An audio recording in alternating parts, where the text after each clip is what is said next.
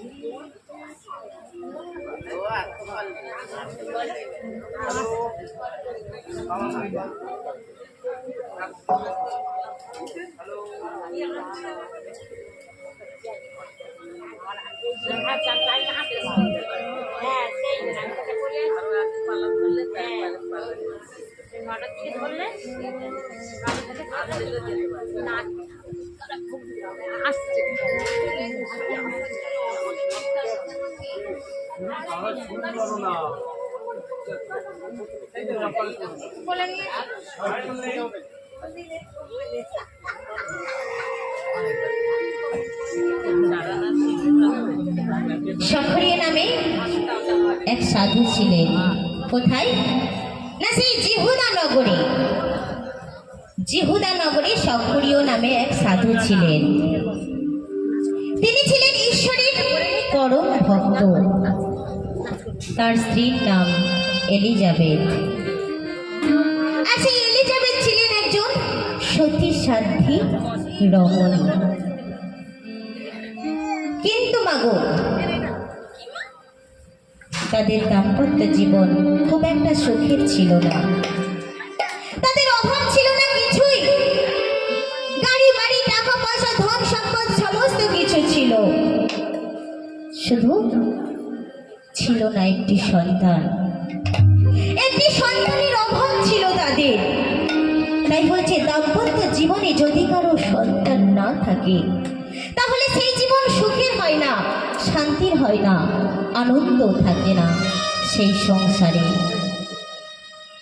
এদের জীবনে তাই হলো।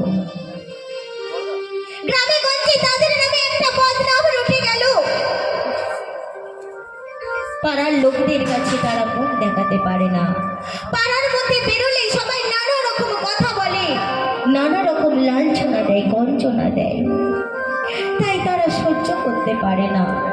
তাদের সমস্ত কিছু আছে, অভাব শুধু একটি সন্তানের। তাই সেই এলিজাবেথ কি করতেন? সর্বদা আকুল পানে পিতা পরমেশ্বরের কাছে প্রার্থনা করতেন। কি